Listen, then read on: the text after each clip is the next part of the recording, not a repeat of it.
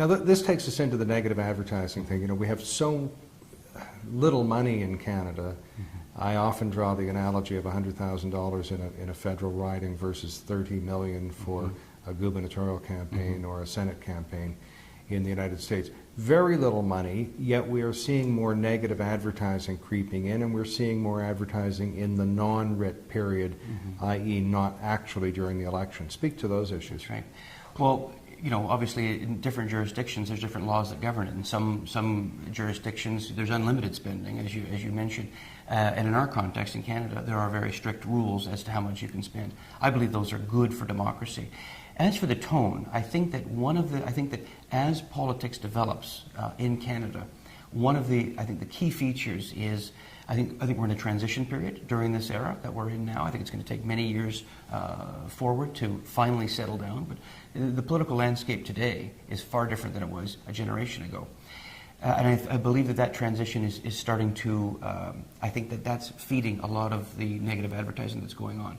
One of our jobs in the last election campaign was to do that hard contrast ad where you're defining your opponent. Oh no, you're saying what you do is a contrast ad, not a negative ad. That's exactly right. That's the polite way of putting it in a negative ad. I mean, I think there is a difference between a pure negative ad where you're just going after your opponent.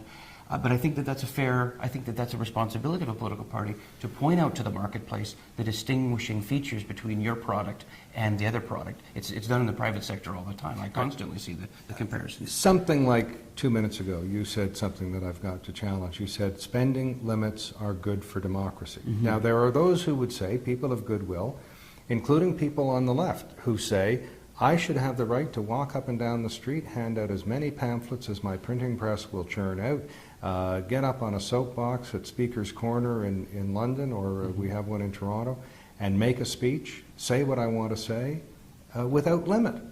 Why should there be a limit to funding that?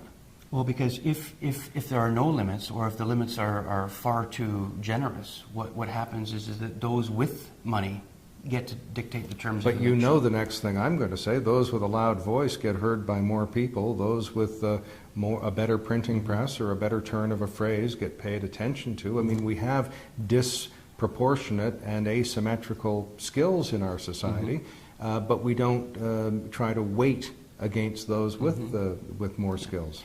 Well, and freedom of speech is very, very important, and I think that the political discourse is vital to a healthy democracy.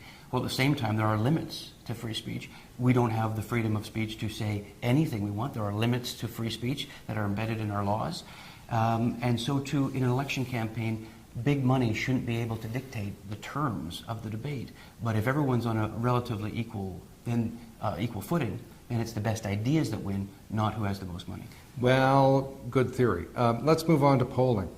There are celebrated cases in the last few elections where the pollsters have it wrong. There are celebrated cases, and I'm thinking of Brian Mulroney in the free trade election some years ago, where I think he ignored the polls and went with his gut instinct that he had to deal with this issue, the F word, free trade, up front. What is your view as a national campaign manager and a communications director? Where does polling fit into this, and how useful a tool is it? Well, I think there's different kinds of research, and what we call polling is research, because that's what it is. We're probing to find out what's on the minds of our audience and who our potential audience is. I think that there's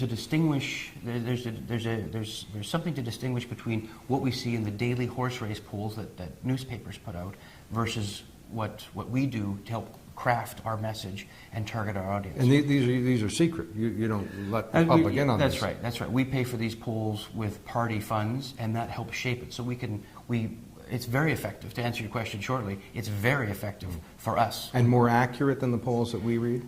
Well, it depends on the pollster, depends on their sample size, and also depends on their structure. Different polling firms will have different sizes of their sample. They will use different techniques to probe those individuals. As technology and as habits among the electorate change, so too must the art of polling change. Are polls any use at the riding level? Oh yes, absolutely. We use them for not only to find out where we're at in terms of the horse race, but we also do it to find out who would be a good candidate.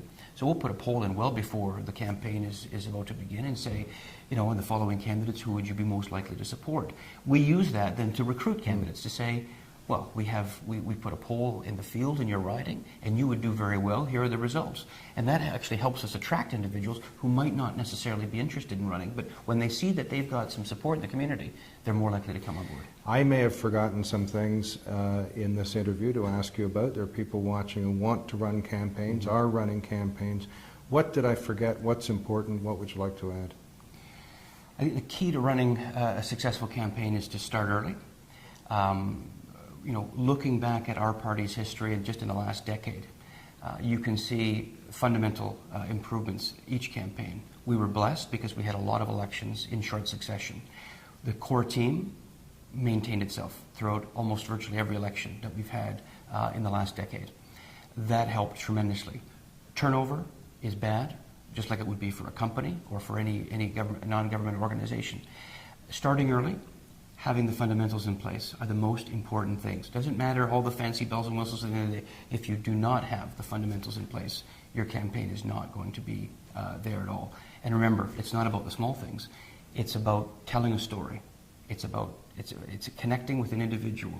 At a federal level, you are not hiring or electing somebody to put up the stop signs in your neighborhood. You're electing somebody who you're going to be seeing on your TV every day, every week, guiding the country. And if you can see yourself in that person, then you've got a good story to tell.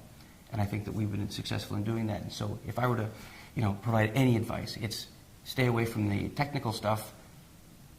Make sure you've got the broad story in place. Well, and if people do take your advice, they will be a little closer to becoming a master of the art of political campaigning. Thank you. Pleasure.